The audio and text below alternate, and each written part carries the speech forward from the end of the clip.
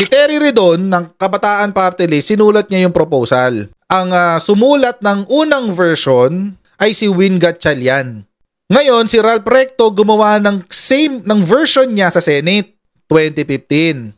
Si Alfred Vargas sumulat din ng isa pang version noong 2016. Sumulat uli ng bago si Ralph Recto noong 2016. Tapos 2017, mga kababayan, naging parte na ito ng komite ni Bam Aquino. Paano naging kasama si Bam Aquino sa credit? Si Bam kasi ang ginawa niya, kinonsolidate niya yung mga panukalang batas sa House at yung panukalang batas sa Senado. Pinagsama niya sa isa. At yun yung napirmahang batas. Yun lang ho ang participation dyan ni Bam Aquino. Sino ba talaga ang nagtulak sa free education law o yung SUC law? Identical posts thank Duterte for free tuition law after BAM's surprise Senate win. Yan ang lumalabas. So, nearly a third of 13 out of 45 posts monitored by Philstar were published within 2 p.m. to 4 p.m. So, ibig sabihin, merong effort ang troll farms na mag-post ng ganitong oras. On May 13, a day after the election, okay? Suspiciously coordinated daw yung pagpo-post, etc., etc. All 45 posts monitored accuse Aquino of taking sole credit for the passage of RA 10931 or Universal Access to Quality Tertiary Education. Ayan, Unipink, magbasa. Oh. Lalong-lalo na sa kabataan na bash kay PRRD, Rodi Duterte, etc., etc. Huwag masyadong makapalang mukha, isaksak nyo sa kukote nyo na hindi ito may sasabatas. Kung hindi ito sinuportahan ni Tatay Digong. Ayan, okay. So, ang gusto nilang sabihin, mga kababayan, dahil daw pinirmahan kasi ni Rodrigo Duterte, sa kanya daw yung credit ng free tertiary education. Alam nyo, kayo mga DDS kayo, kung umabot yan sa lamesa ni Duterte, kahit hindi niya yan pirmahan, magiging batas yan. Hindi kailangan ng participation ni Digong dyan for it to be a law. Nakarinig na ba kayo ng terminong lapsed into law?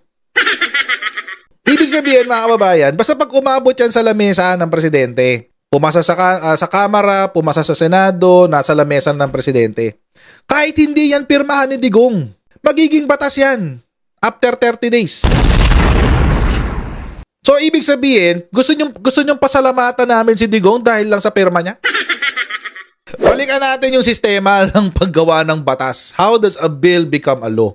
Una, ipopropose yan either sa Senate or sa House of Representatives. Pag na-propose yan, mga kababayan, ipapasa yan doon sa komite. Kung sino man yung komite na dapat tumasikaso niyan. In this case, this is the Committee on Education. And by the way, magkaiba pa yung principal author sa principal sponsor. Yung principal author, mga kababayan, usually sila yung sumusulat ng batas tapos isusumite sa plenary. Pag na-approve sa plenary, kung sino yung sumulat ng batas, pag na-approve yan sa plenary, ipapasa ngayon yan doon sa sa committee concerned. Kasi si committee concerned ang gagawa ng hearings. Ngayon, pag natapos sa hearing, third reading, second reading, first reading, second reading, third reading, tapos pumasa na sa committee level, saka pa lang yan aakyat sa plenary. Saka pa lang yan pag-uusapan sa plenary, pagbobotohan yan sa plenary. Doon ngayon magkakadebatihan, magdidebate, dapat bang ipasa to or hindi, dapat ba itong pagandahin pa, dapat ba itong gawan pa ng karagdagang mga input, etc., etc. Minsan, dyan din nagkakaroon ng co-authors kasi tutulong ngayon yung ibang senador or ibang kongresista para mas mapaganda pa yung batas. After noon, sa plenary, first reading, second reading, third reading, doon pa lang yan, doon sa House or sa Senate. Ngayon, mga kababayan, pag Senate ang gumawa, bababa ngayon yan sa House of Representatives. After plenary, magkakaroon ng BICAM. After ng BICAM meeting, at narepaso na lahat ng mga dapat baguhin, malinis na yung batas, yung bill pala. Pupunta na yan sa lamesa ng presidente. Ang presidente walang input diyan. Ang input lang niya diyan pag-aaralan niya. Yun lang yun.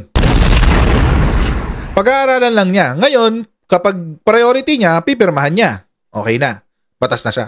Pag hindi niya priority, isasantabi niya yan. Tapos, isang tabi lang muna niya hanggang bago mag-lapse into law.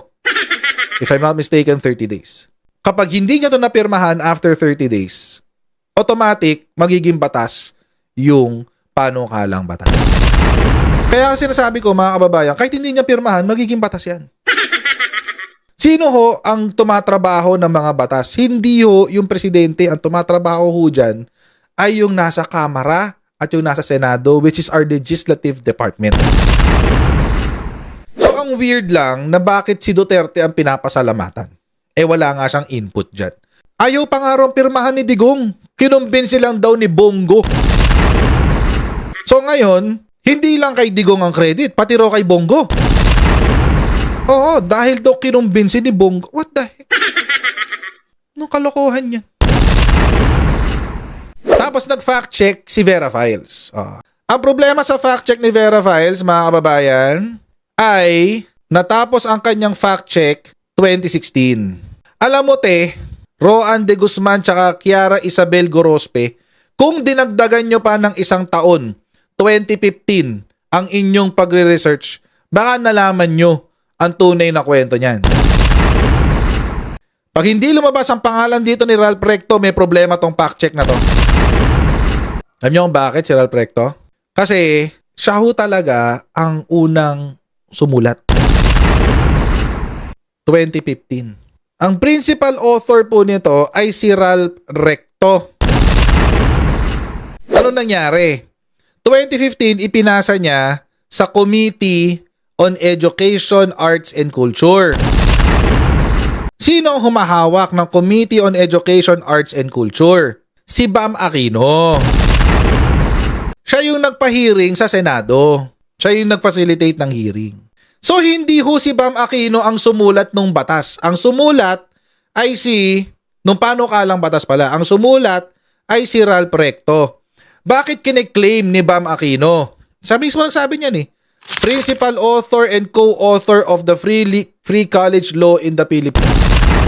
Siya mismo nagsabi niyan. Tignan mo, co-author nga lang nga siya Bakit siya naging co-author? Kasi nga, siya yung chairman ng Komite ng Education.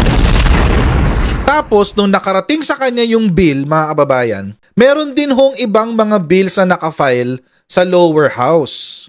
Ito lang yung involvement ni Kabataan Party List dyan, mga kababayan.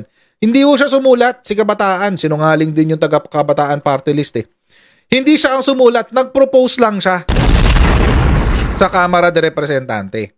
Si Terry Redon ng Kabataan Party List, sinulat niya yung proposal. Ang sumulat ng unang version nung batas na yan ay si Win Gatchalian, July 28, 2015. Ngayon, si Ralph Recto gumawa ng version niya sa Senate, 2015.